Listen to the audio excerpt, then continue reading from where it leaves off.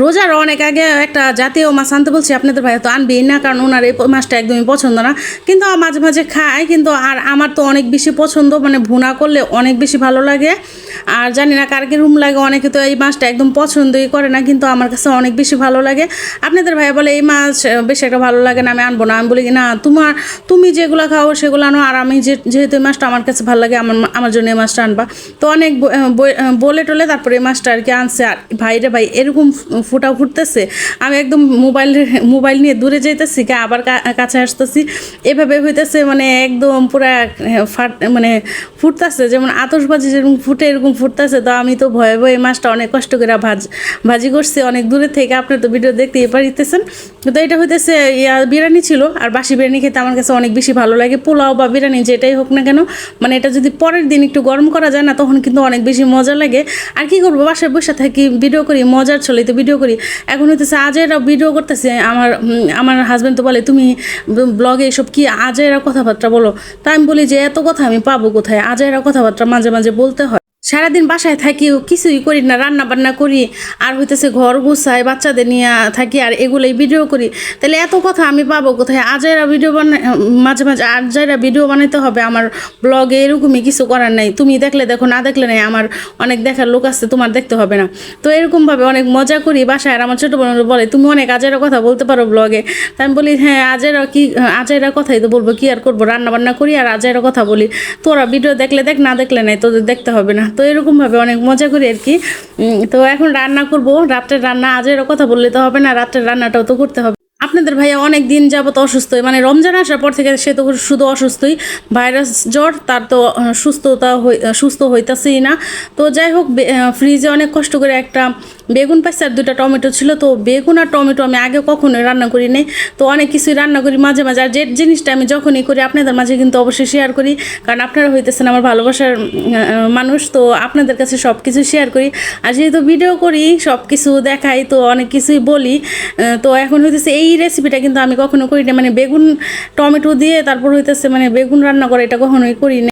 যাই হোক, অনেক কষ্ট করে একটা বেগুন পাইছে, বেগুন আর টমেটো, ছোট 2টা আলু দিছে দিয়ে এই ট্যাংরা মাছটা ঝোল করছে। তো খাইতে খারাপ লাগে নাই, ভালোই লাগছে। যেহেতু ট্যাংরা মাছের ঝোল করছে, ট্যাংরা মাছ আমার যেভাবে রান্না করি, আমার কাছে ট্যাংরা মাছ অনেক বেশি মজা লাগে। আর আমার বাসায় সবাই অনেক বেশি পছন্দ করে ট্যাংরা মাছ, যে সবসময় আর কি ফেভারেট। তো আপনাদের ভাইয়াকে ভাত দিব, তো যেহেতু এরকম নাটক করতেছে, মানে আমাকে দেখায়ও না, মানে সে অসুস্থতা, তার চেহারা একদম পুরাই নষ্ট। আমি বলি যে তোমাকে দেখানো আমার তো ঠেকা পড়ে নেই, তুমি শুধু খাও, তোমাকে দেখাইতেছি না, আমি তো খাবার ভিডিও করতেছি। আর আসলে সে এত বেশি অসুস্থ ছিল, অসুস্থতার ভিতর তার চেহারা একদম পুরো 12টা বেজে গেছে। কি আর বলবো, এই তো এখন আপনাদের মাঝে একটা রেসিপি শেয়ার করবো। আর এই রেসিপিটা অনেক বেশি মজা হয়, শুকনো মরিচ দিয়ে। কিন্তু গরুর মাংস হোক, মুরগির মাংস হোক, বা হইতেছে ব্রয়লার মুরগি হোক, যদি একবার ভুনা করেন এভাবে, দেখবেন এত বেশি মজা লাগে। আমার কাছে তো অনেক বেশি ভালো লাগে। তো যখন আমার হাতে সময় থাকে বা অনেক বেশি খাইতে মন চায় একটু ঝাল ঝাল করে, তখন আমি হইতেছে এভাবে রান্না করি। এভাবে রান্না করলে বিশ্বাস করেন, মানে বাটা মরিচ দিয়ে রান্না করে এত বেশি মজা হয়। আগের কালে যে দাদি নানিরা বাটা মশলা দিয়ে সব কিছু রান্না করতো, মানে তারা কিন্তু ধনিয়ার গুঁড়াটা পর্যন্ত, মানে তারা কিন্তু ভাইজা, তারপর ধনিয়াটা, তারপর হচ্ছে বাইটা রান্না করতো। আমি শুনছি আমার দাদুর কাছে যে সব কিছুই নাকি তারা এইভাবে রান্না করতো, মানে হলুদ মরিচ যা আছে, মানে এভরিথিং তারা বেটে তারপর হইতেছে রান্না করতো। আর ওইটা নাকি টেস্টি অন্যরকম। তো ওইভাবে তো আর সব কিছু আমাদের বেটে খাওয়া সম্ভবই না, এখনকার যুগে তো সময়ের সাথে তাল মিলা পারা যায় না। তো যতটুকু পারি ততটুকু। আর যখন মাঝে মাঝে মন চায় আমার অনেক বেশি, তখন হইতেছে আমি এইভাবে রেসিপিটা করি।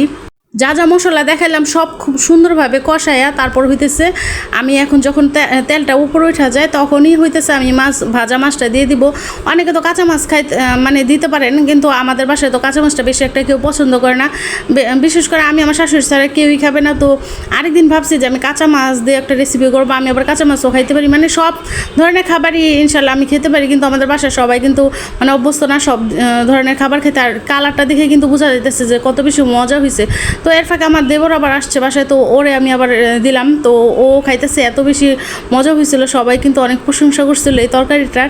আর আমরা কিন্তু সবাই খাইয়ে ফেলছিলাম খুব মজা করে। মনেও হইতেছে না যে এটা মানে ব্রয়লার, মানে মনে হইতেছে যে ব্রয়লারের মুরগি বা হইতেছে গরুর মাংস, এরকম লাগতেছে।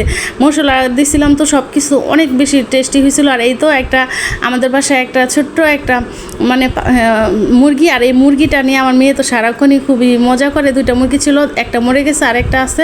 আপনারা দোয়া করবেন যাতে এই মুরগিটা বেঁচে যায়। যাই হোক, এটা নিয়ে একটু দুষ্টামি ফাজলামি করতেছি। সবাই ভালো থাকবেন, সুস্থ থাকবেন, আমাদের জন্য দোয়া করবেন। আর ভিডিওটা যদি ভালো লাগে অবশ্যই লাইক, কমেন্ট অ্যান্ড একটা কমেন্টস করে যাবেন।